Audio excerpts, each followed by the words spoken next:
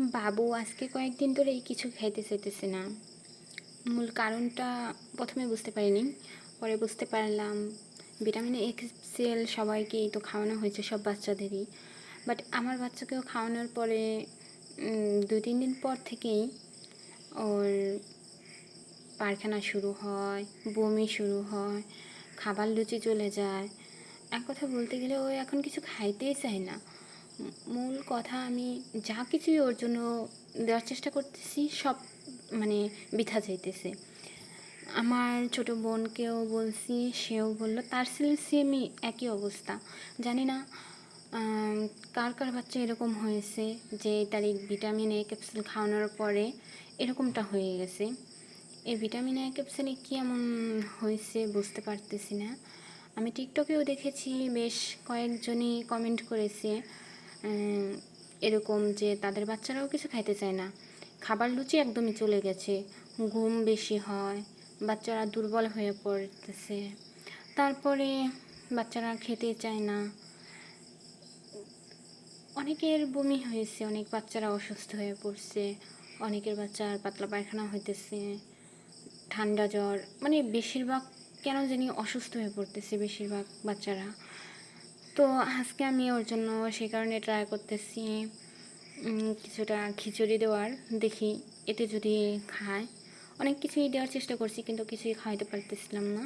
আজকে এই কারণে আমি একটা লাউ নিয়েছি অল্প একটু, আর কিছুটা মিষ্টি কুমড়া কেটে নিয়েছি, সাথে অল্প কিছু পোলাওর চাল দিয়েছি। আমি ডালটা অ্যাড করে নিয়েছি, যেহেতু বমি করতেছে। আর ডালে যেমন পুষ্টিও আছে, ঠিক তেমনভাবে গ্যাসও হয়। যে কোনো বাচ্চাদের সব সময় খেয়াল রাখতে হয় যে কোন খাবারটা ওদের কোন টাইমে শরীর ভালো বা মন্দ থাকার উপর ডিপেন্ড করে। যেমন আমি আজকে ডালটা একটু দিইনি, বাস শুধু সবজি দিয়েছি।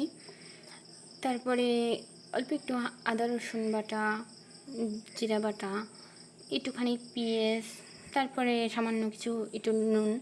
অনেক বাচ্চাদের ক্ষেত্রে হয় কি লবণটা অ্যাড করে না, সেটা লবণটা ডাক্তারও বলে অ্যাড না করাই ভালো।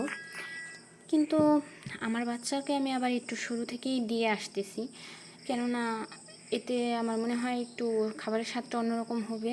কেননা আমরা যে নর্মালি খাবারগুলি খাই, ওটা যদি ওদের খাওয়াতে যাই হঠাৎ করে দেখা গেছে ওদের শ্যুট করে না।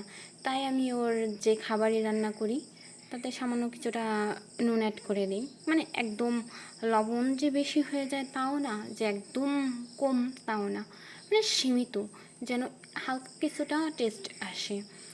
তো আমি বেশ কিছুক্ষণ এভাবেই জাল করে হালকা একটু হলুদ দিয়ে নিয়েছিলাম। তারপরে মনে করেন যে রান্না প্রায় শেষ পর্যায়ে, রান্নাটা শেষ হয়েছে, পরে ম্যাশবাটিতে ম্যাশ করে নিয়েছি। জানি না এটা আমি খাওয়াতে পারবো কি না বাবুকে, কিছুই খাইতেছে না। যদি খায় আলহামদুলিল্লাহ ভালো। আর কার কার বাচ্চা এরকম হয়েছে একটু কমেন্ট করে জানাবেন প্লিজ। জানতে বুঝতে পারতেছি না, মানে কী করব আমি। যদি সবাই জানান তাহলে ভালো হবে। কেউ কি কোনো ডাক্তার দেখাইছেন কি না? আমি বমির ওষুধ এনে খাওয়াইছি, তারপরে পাতলা পায়খানার জন্য ওষুধ আনছি, স্যালাইন খাওয়াই।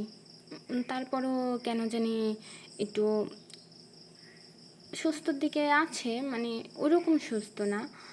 তা আমার খুবটাই কষ্ট লাগতেছে। বাবুরে কেন এত কষ্ট করে ভিটামিন এ ক্যাপসুল খাওয়াইলাম, এত দূরে যায় এত কষ্ট করে, এত পরিশ্রম নিয়ে সবার সাথে লাইনে দাঁড়িয়ে গরমের ভিতরে, তার মধ্যে এমন হয়েছে। কার কার বাচ্চা এমন হয়েছে প্লিজ একটু জানাবেন।